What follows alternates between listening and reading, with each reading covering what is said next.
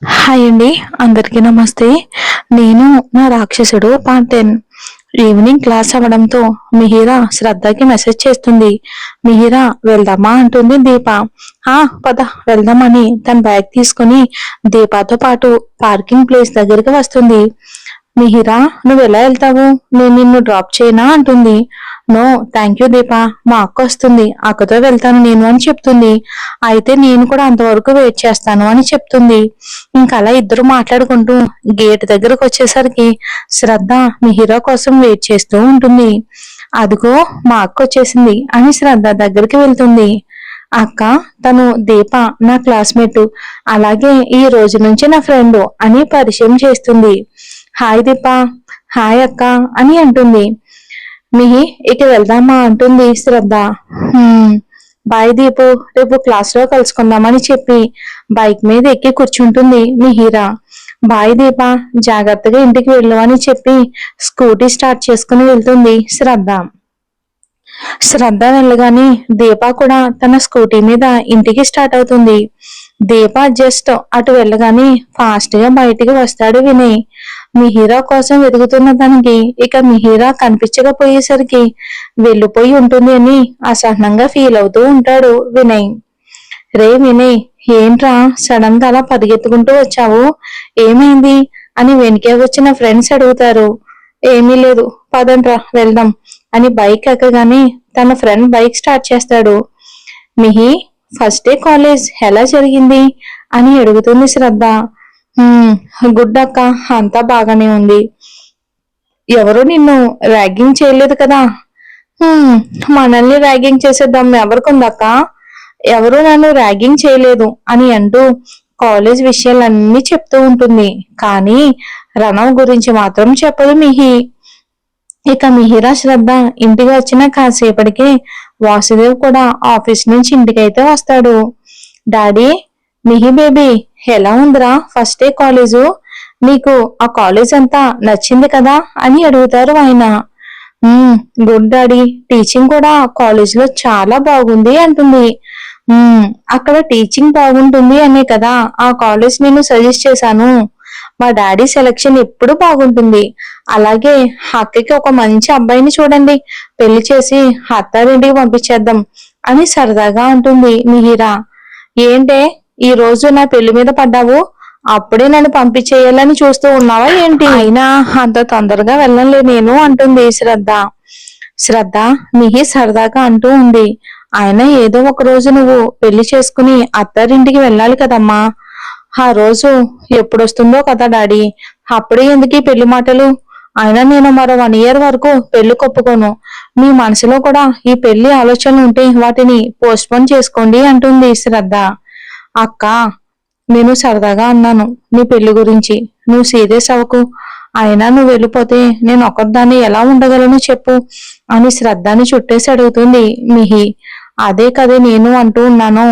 నా చెల్లి అసలే చిన్నపిల్ల, మరి నేను పెళ్లి చేసుకుని వెళ్తే నా చెల్లిని ఎవరు చూసుకుంటారు అని అంటుంది శ్రద్ధ. బాగుందే బాగుంది, నీ చెల్లి కోసమని జీవితాంతం పెళ్లి పెటాకులు లేకుండా ఉంటావా అన్న గొంతు విని డోర్ వైపుకు చూడగా సీరియస్ గా లోపలికి వస్తూ ఉంటుంది మిహిరా అమ్మమ్మ తాయారు.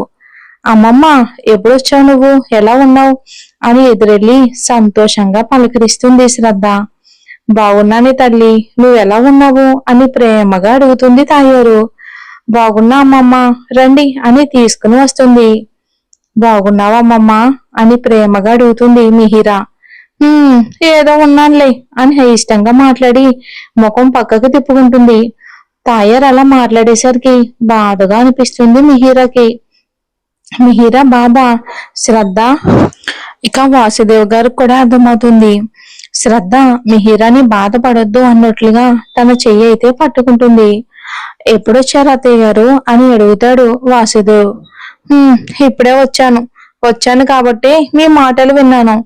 ఏంటే అప్పుడే పెళ్లి చేసుకోవా నువ్వు? ఇప్పుడు కాకపోతే వయసు అయిపోయాక పెళ్లి చేసుకుంటావా ఏంటి అని శ్రద్ధ మీద గయ్యమంటుంది తాయారు. నేను అలా అనడం లేదమ్మమ్మా, మీ హీరా ఇంకా చిన్నపిల్ల కదా. అది చిన్నపిల్ల అయితే నీకేంటే, దానికోసమని పెళ్లి చేసుకోకుండా ఉంటావా ఏంటి? అసలు నేను వచ్చిందే నీ పెళ్లి గురించి మాట్లాడడానికి. ఎప్పుడు పెళ్లి చేస్తారు అల్లుడు గారు నా మనవరాలికి అని అడుగుతుంది తాయారు. అత్తయ్య, శ్రద్ధ ఇప్పుడే పెళ్లి చేసుకోవడానికి సిద్ధంగా లేదు అంటుంది కదా. ఏంటి సిద్ధంగా లేకపోవటం? ఇప్పుడు దాని వయసు ఎంత? ఈ వయసులోనే ఆ అమ్మాయిలకి పెళ్లి చేయాలి. చిన్నపిల్ల, దానికి ఏం తెలుసని? నా కూతురు ఉండుంటే దానికి మంచి చెడు చెప్పి ఈ పాటికే పెళ్లి చేసి అత్తారింటికి పంపించుండేది. తన లేదు కాబట్టి ఆ బాధ్యత మీది. మీరే శ్రద్ధకి నచ్చ చెప్పి పెళ్లి కొప్పించాలి గాని మీరే ఇలా మాట్లాడుతూ ఉన్నారేంటి?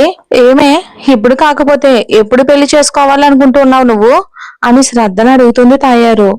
అమ్మమ్మ, నేను చెప్పాను కదా ఇంకో 1 ఇయర్ వరకు నా పెళ్లి టాపిక్ తీసుకుని రావద్దని. 1 ఇయర్ తర్వాత మీ ఇష్టం అంటుంది. 1 సంవత్సరం ఎందుకు? నీ చెల్లి కోసమా? మీకోసం మీ నాన్న పెళ్లి చేసుకోకుండా ఉండిపోయాడు. ఇప్పుడు నువ్వేమో నీ చెల్లి కోసం అని ఇంకొక సంవత్సరం వరకు పెళ్లి చేసుకోను అంటూ ఉన్నావు. బాగుందే, నువ్వు కూడా మీ నాన్నలాగే మీ చెల్లిని చూసుకోవాలి అని పెళ్లి పెటాకులు లేకుండా ఉండిపో. ఇది మాత్రం మిమ్మల్ని కాదు అనుకుని దాని దారి చూసుకుంటుంది. అప్పుడు అన్యాయం అయ్యేది నీ బతికే అంటున్నా. తాయారి మాటలకి మిహిరాకి బాధతో కన్నీళ్ళు వచ్చేస్తాయి. అమ్మమ్మ, ఎందుకలా మాట్లాడుతూ ఉన్నావు నువ్వు? నేను చెప్పాను కదా 1 ఇయర్ తర్వాత పెళ్లి చేసుకుంటాను అని. నాకు ఆ మాత్రం టైం కూడా ఇవ్వరా? ఎలాగో నాకు సంబంధాలు చూడాలి అంటే టైం తీసుకుంటారు కదా. ఆ టైం ఏదో నేను అడుగుతున్నా అంతే కదా. డాడీ, నాకు 1 ఇయర్ టైం కావాలి. అంతవరకు దయచేసి నా పెళ్లి ప్రస్తావన తీసుకుని రావద్దు అని కరాఖండిగా చెప్పేస్తుంది. శ్రద్ధ అంత గట్టిగా చెప్పేసరికి, సరే తల్లి, నువ్వు అన్నట్టు సంవత్సరం ఆగుతాను. తర్వాత కూడా నువ్వు పెళ్లికి ఒప్పుకోకపోతే అప్పుడు చెప్తానని వార్నింగ్ ఇచ్చినట్టు ఇచ్చి చెప్పి వెళ్ళిపోతూ ఉంటే, అమ్మమ్మ, ఎక్కడికి వెళ్తూ ఉన్నావు? భోజనం చేసి వెళ్ళు అంటుంది శ్రద్ధ. నువ్వు ముందు పెళ్లి చేసుకోవటానికి ఒప్పుకో. అప్పుడు సంతోషంగా నీ పెళ్లికి వచ్చి పప్పన్నం తినేసి వెళ్తాను. కానీ నా కూతుర్ని పుట్టగానే పొట్టన పెట్టుకున్న ఇది ఉన్న ఇంట్లో పచ్చి గంగ కూడా ముట్టను అని కోపంగా చెప్పి వెళ్ళిపోతుంది. తాయారన్న మాటలకి మరింత బాధ ఎక్కువైపోతుంది మిహిరాకి. పైకి తను ఏడిస్తే తన అక్క నాన్న కూడా బాధపడతారు అని మనసులోని బాధపడుతూ తన కన్నీళ్లను దాచుకుంటూ ఉంటుంది. అది కష్టం మీద మిహిరా. మిహి, అమ్మమ్మన్న మాటలకి బాధపడుతూ ఉన్నావేరా? నీకు అమ్మమ్మ గురించి తెలుసు కదా. అమ్మమ్మ తరపున నేను నీకు సారీ చెప్తున్నాను రా అంటూ మిహిరా బాధపడుతూ ఉంది అనుకుని మిహిరా కన్నా ఎక్కువే బాధపడుతూ ఏడుస్తుంది శ్రద్ధ. అక్క, నువ్వు ఎందుకు ఏడుస్తూ ఉన్నావు అని కంగారుగా శ్రద్ధ కన్నీళ్లు తుడుస్తుంది. నువ్వు బాధపడుతూ ఉన్నావు కదా, నువ్వు బాధపడితే నాకు బాధ కలిగి ఏడుపొస్తుంది.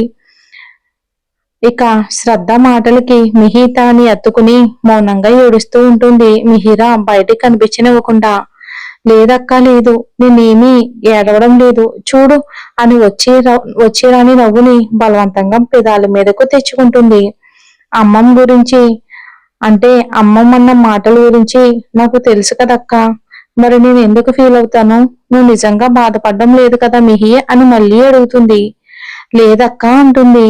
అమ్మమ్మ మాటలే కాదు, నువ్వు ఎవ్వరి మాటలు పట్టించుకోకురా. నువ్వు బాధపడితే నేను డాడీ తట్టుకోలేము అని చెప్తుంది. నాకు తెలుసక్క, నాకు చిన్న కష్టం వచ్చినా నువ్వు తట్టుకోలేవు అని. నువ్వు నా ప్రాణం రా, నువ్వు చెల్లివి కాదు, నాకు మరో బిడ్డవి అంటూ ప్రేమగా మిహిరా నుదుటి మీద ముద్దు పెట్టుకుంటుంది శ్రద్ధ. మరి ఏం జరుగుతుందో వచ్చే ఎపిసోడ్లో చూద్దామండి.